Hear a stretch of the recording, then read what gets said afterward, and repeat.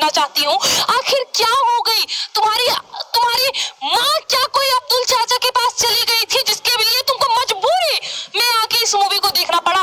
और फिर भी अगर ये मूवी हिट, आप जैसा बता रहे, मुझे ऐसा कुछ खास नहीं लग रहा, फिर भी अगर आप बता रहे कि मूवी हिट गई है तो ये देश के हिंदुओं की सबसे बड़ी हार है। जिस हिंदू ने अपना खतना नहीं करवाया हो उस हिंदू की सबसे बड़ी हार है ये। पर शाहरुख खान तो इस फिल्म में आर्मी वाले का रोल निभा रहे हैं।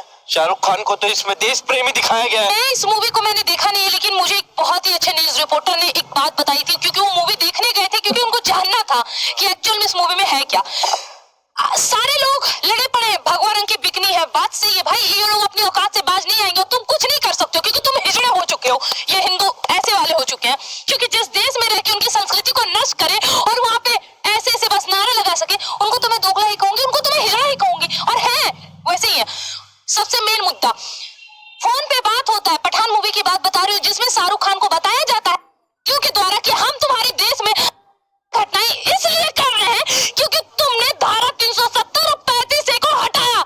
यानी कि उसने हमारी सरकार को टारगेट किया है, जिसमें धारा 370 और 35 को हटाने का कारण बता दिया है कि हमारे देश में घटनाएं हो रही है और ये होती रहेगी क्योंकि हमारी सरकार ने धारा 370 और 35 हटाया। ये है देशद्रोही मूवी पठान का पहला सबूत, जिसको देखने वाले नपुंसक हिजड़े लोग देख के गए, आए और तालियां बजाए और अपने देश के चिथड़े उड़ाए हैं।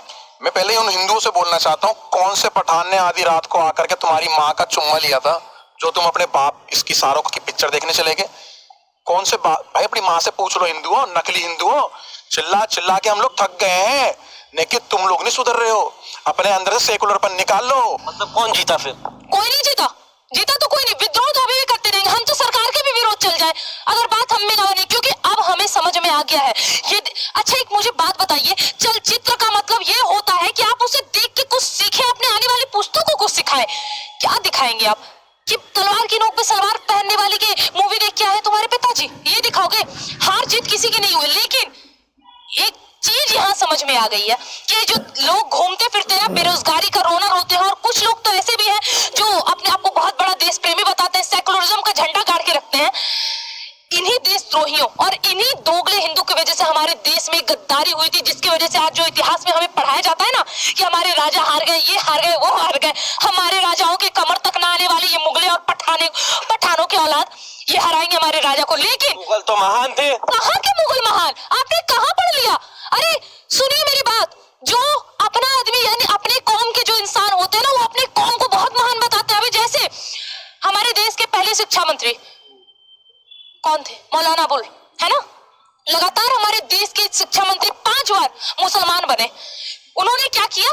जो देश के गद्दार थे, यानी कि उन्होंने अपनी औकात दिखाई कि तुम्हारा भी खतना हुआ है, उसका भी खतना था, इसका मतलब दोनों के दोनों देश प्रेमी है। और उन्होंने क्या किया? अकबर, हुमायूं, बाबर सबको महान बता दिया, है ना? और जो हमारे देश के रियल हीरो थे उनको दिखाया ही नहीं, उनको बताया ही नहीं। क्या कि अकबर हल्दी घाटी के युद्ध में महाराणा प्रताप को हराता है। वो अकबर जो महाराणा प्रताप की कमर तक नहीं आता था, वो अकबर हराएगा हमारे महाराणा प्रताप को? लगता है आपको? छत्रपति शिवाजी का कहीं जिक्र नहीं, राणा संगा का कहीं जिक्र नहीं, बप्पा रावल का जिक्र नहीं, और मुगलों और पठानों को महान बताने वाला ये एनसीईआरटी जिसने हमें गलत पढ़ाया। अब देख लो, एकता देख लो ना इनकी। सलमान खान भी खुद पड़ा इसमें, सलमान खान भी खुद गया इसमें। भैया अब तो ये तो हो गए एक, लेकिन तुम हिंदू तुम एक नहीं हुए। हम हॉलों में घुसे, हमने विद्रोह करा। जब हमने हॉल में घुस करके पूछा ना भाई साहब